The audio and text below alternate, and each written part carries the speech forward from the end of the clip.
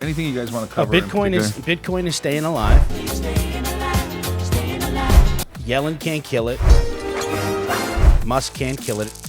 Okay, you have some skill. It's at 38,544. Yep. When it was at 32, my DMs were, hey man, this is over. You got to sell. You're completely off. Bitcoin is like Rocky Balboa.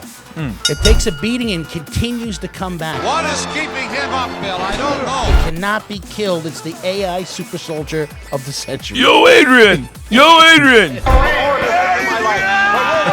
It actually gets stronger and better the more hits it takes. It's about how hard you can get hit and keep moving forward. Today it was over 40,000.